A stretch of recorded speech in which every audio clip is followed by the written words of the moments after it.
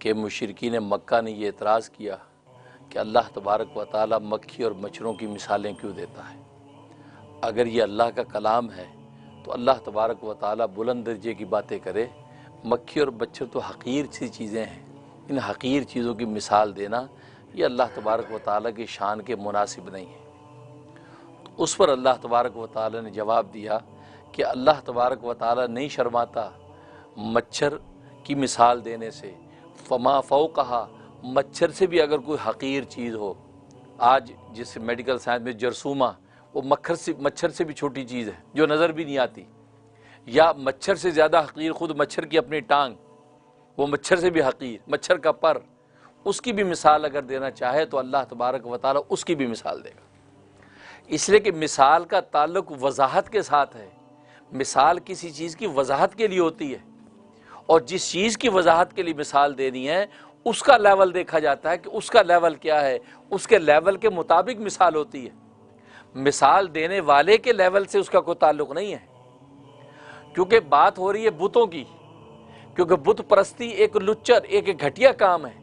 بت کی آپ پوجا کر رہے ہیں، اس کے سامنے کھانے پینے رکھ رہے ہیں، نہ بت کھا سکتا ہے، نہ پی سکتا ہے، نہ کھلا سکتا ہے۔ تو بت پرستی چونکہ ایک لچر اور بیکار اور خسیس حرکت ہے، تو اللہ تبارک و تعالی نے مثال میں بھی ایسی چیز پیش کرنی جو خسیس اور بیکار ہو، جیسے مچھر ہے، مکھی ہے۔ اس لیے اللہ تبارک و تعالی نے مکھی کی مثال دی کہ یہ بتوں میں تو اتنی طاقت بھی نہیں ہے کہ مکھی ان کے سامنے سے اگر ایک دانہ اٹھا کے رزق کا دوڑ جائے تو اس کو پکڑ نہیں سکتے۔ یہ تمہارے رزقوں کے محافظ کہاں سے بنیں گے؟ تمہاری جانوں کے محافظ کہاں سے بنیں گے؟ یہ تو اپنی روٹی رزق کے بھی محافظ نہیں ہیں۔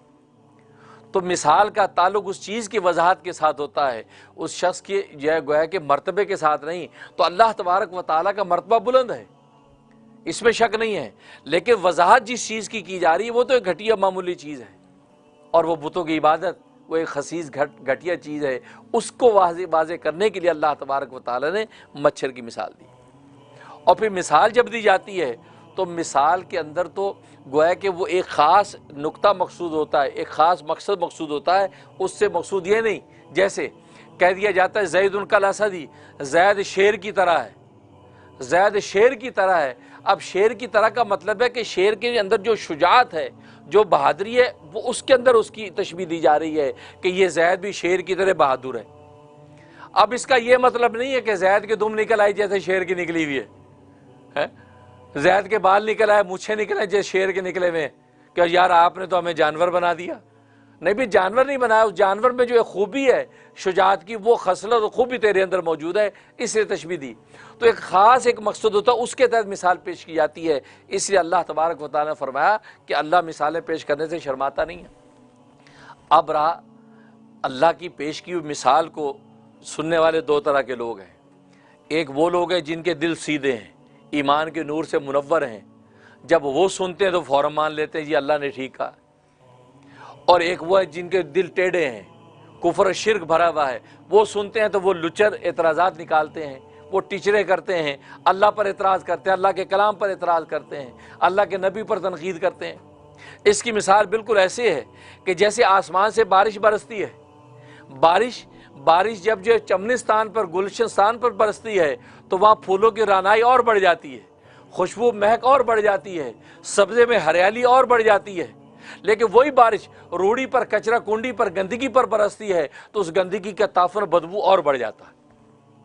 تو اللہ تبارک و تعالی یہ فرمانا چاہتے ہیں جب آسمان سے قرآن کی شکل میں وحی کی بارش برستی ہے، جب اہل ایمان کے دل پہ برستی ہے، اہل ایمان کے دل ایمان سے اور منور اور روشن ہو جاتے ہیں، وہ مہک ایمان کی اور ان کو مہکا دیتی ہے۔ اور یہ ان کے دل سڑے ہوئے، شرک کے سڑے ہوئے دل، ان کے اوپر جب وہ بارش برستی ہے تو ان کے دل اور متعفن اور بدبودار ہو جاتے ہیں۔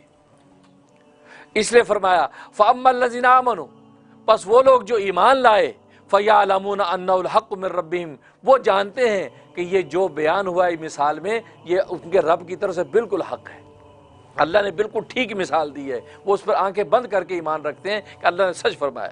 وَأَمَّا الَّذِينَ كَفَرُوا، وہ لوگ جنہوں نے کفر کیا، شرک کیا، فَيَقُولُونَ، تو وہ کہنے لگے، وہ کیا کرتے ہیں، ماذا اراد اللہ بہذا مسئلہ، یعنی گویا کہ یہ اعتراض، اجی یہ کیا مقصد ہے جی اللہ کا یہ مچھر کی مثال بیان کرنے سے، اجی کیا، واٹ یو مین، کیا مقصد ہے جی، یہ اعتراض کا انداز ہے، یہ سمجھنے کا نہیں ہے، یہ سوال سمجھنے کے لیے نہیں ہے۔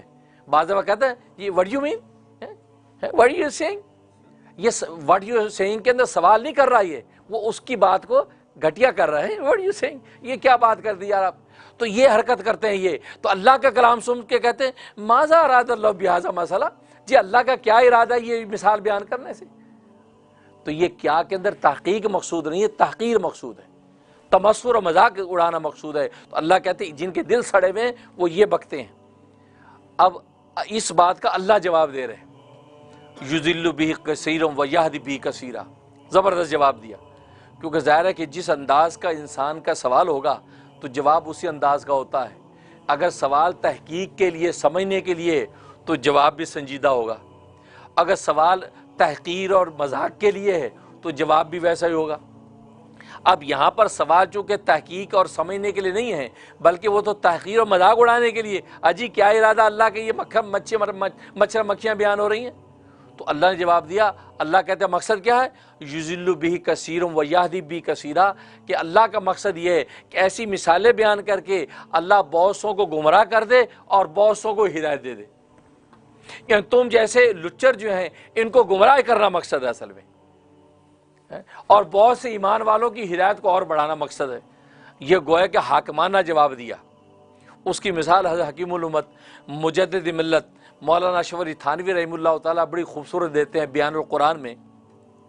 فرماتے کہ ایک شخص ہے جس نے شیشے رکھے ہوئے، یہ نظر کے شیشے، اینکیں، اب نظر کے شیشے رکھے ہوئے کہ جو آنکھوں پہ لگاؤ تو آپ کی روشنی بڑھ جائے گی، اتنے نمبر کا، یہ اتنے نمبر کا، آپ کو اور زیادہ واضح نظر آنے لگتا ہے۔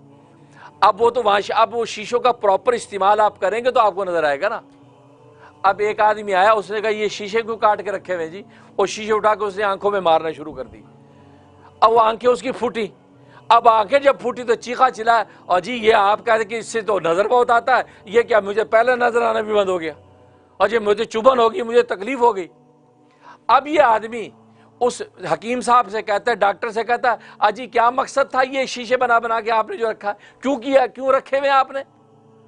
تو وہ کیا کہے گا؟ وہ کہے گا کیسا کوڑ دماغ آدمی ہے، یہ تو رکھی ہم نے اینک پہنے کا زیادہ نظر آئے، اس نالائق نے کتنی بد تہذیب کر کے خود ہی آنکھیں پھوڑ لی۔ تو حکیم اس کو سمجھائے گا نہیں، حکیم کا یہ تیری آنکھیں پھوڑنے کے لیے رکھی ہے، یہ کہے گا نا، یہ تیری آنکھیں پھوڑنے کے لیے رکھے۔ تو اب یہ اسی کے لیول کا جواب ہے۔ تو اللہ نے اصل میں یہی کہا کہ فرمایا کہ یضل بہ کثیروں، تم جیسوں کو گمراہ کرنے کے لیے یہ مثال دی ہے میں نے، تاکہ ان کو آگے بولنے کا کوئی بات ہی نہ رہے، ورنہ اللہ اگر سنجیدگی سے کوئی بات کرے گا تو اللہ کو پتہ کہ یہ بدبخت چونکہ تحقیر اور مذاق کے لیے کہہ رہے ہیں تو کوئی دوسری بات نکالیں گے۔ جیسے اس آنکھیں پھوڑنے والے کو اگر وہ سمجھانے لگے تو آگے اور چار سوال کرے گا، تو انہیں سیدھا کہہ دے تیری آنکھیں پھوڑنے کے لیے رکھے۔